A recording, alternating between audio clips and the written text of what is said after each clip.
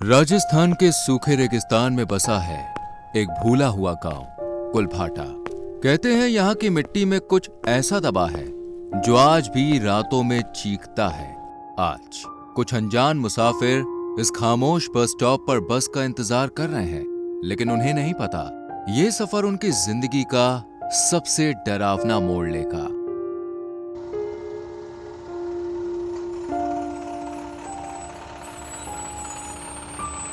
चलो भाई, जल्दी चलो, बस आ गई, चढ़ो जल्दी।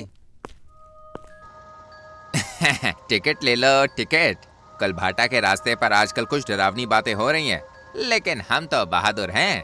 अजीब सन्नाटा है, पर जाना तो है ही। मम्मी, मैं बस में बैठ गई हूँ। थोड़ा डर लग रहा है, लेकिन कोई बात नहीं, मैं जल्दी आपके पास पहुँच जाऊंगी। ये बारूद गांव के कुएं के लिए है और इस सफर के लिए मेरी उम्मीद। बस धीरे धीरे रेगिस्तान के उस वीरान रास्ते पर चल पड़ी है। सूरज की आखिरी किरणें लुप्त हो रही हैं और सन्नाटा पांव पसार रहा है। कुलभाटा अभी दूर है, आधा घंटा और लगेगा। सब ध्यान रखना, बच्ची अकेली है, उसके साथ रहना सब। वो पेड़ कितने बड़े बड़े और डरावने लग रहे हैं रात में।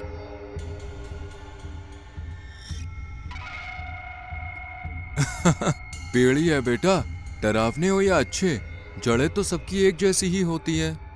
जैसे ही बस जंगल में घुसती है, कुछ बदलने लगता है। ठंडी हवा, अजीब आवाजें और एक डर जो चुपके से बस में बैठ गया है। कुछ ठीक नहीं लग रहा। ये जगह बोलती नहीं, लेकिन कुछ कह रही है। लगता है कुछ गड़बड़ है आगे।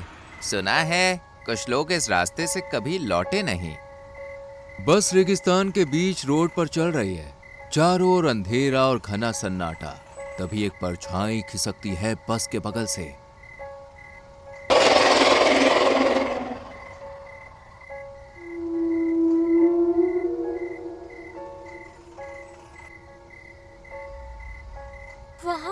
वहाँ कोई है, उड़ रहा है। क्या वो इंसान है? क्या बकवास कर रहे हो? कहाँ? एक डरावनी आकृति, हवा में झूलती हुई, काले बाल, लाल आंखें।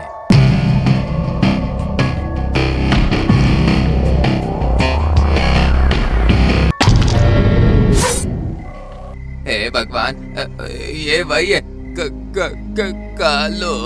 अरे ये क्या बकवास कर रहे हो? क्या देखा तुम सबने? तभी कालो बस के ऊपर आ जाती है और अपने हथियार से बस के आगे के दोनों पहियों को पंचर कर देती है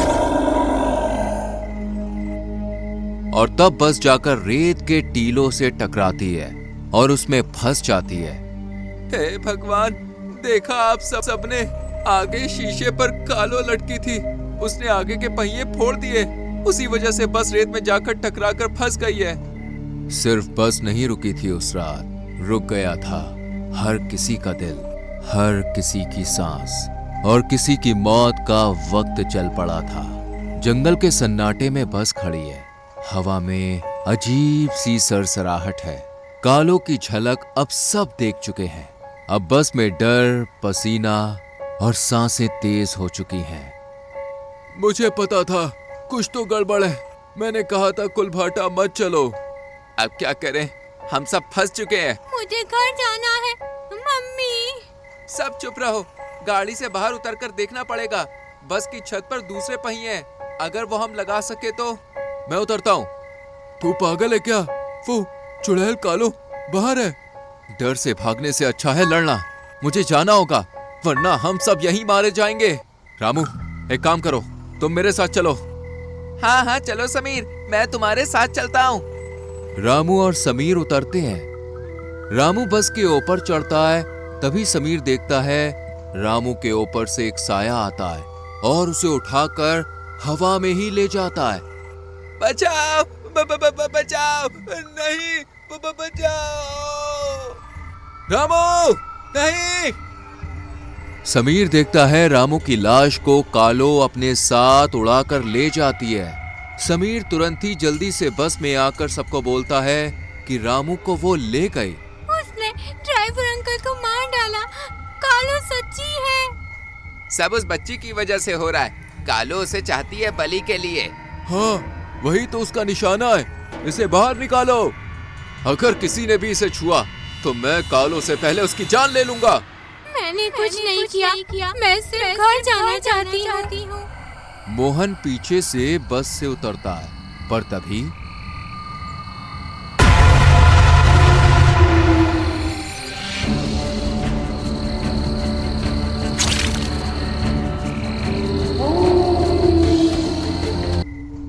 उसका कटा हुआ सर और शरीर देखकर बस में सभी लोग घबरा जाते हैं। तभी समीर को दूर खड़ी एक जीप दिखाई देती है। समीर सबसे कहता है, साथियों देखो, वहां एक जीप खड़ी है।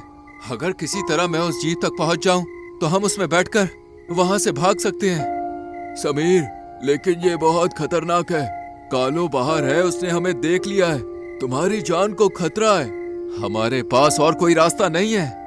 समीर जल्दी से बस से उतरकर जीप की तरफ भागता है, लेकिन उसके पीछे कालो हवा में उड़ते हुए आ जाती है। समीर जैसे तैसे जीप में बैठता है और बस की तरफ जीप को भगाकर ले जाता है। लेकिन अफसोस, कालो जीप को भी अपने हथियार से खराब कर देती है। जीप कालो के हथियार पर जाकर खड़ी होती है और उस पर अपने हथियार से वार कर आग लगा देती है। समीर जैसे तैसे अपनी जीप से बाहर कूदता है और फिर बस में आ जाता है। समीर का ये दांव भी नाकामयाब रहता है। अब बचे हैं सिर्फ 3, समीर, शोना और दीपक। समीर के पास एक आखिरी उम्मीद है, उसका बारूद जो वो अपने साथ उसके गांव में कुआं खोदने के लिए लाया था। हमें कुछ करना होगा। मैं अब और नहीं रह सकता। हम सबको एक साथ रहना होगा और उसे खत्म करना होगा। समीर बताता है कि उसके बैग में बारूद है, गांव में नहर बनाने के लिए। अगर हम उसे फंसा पाए और बारूद उसके गले में बांध दे, उसे खत्म किया जा सकता है।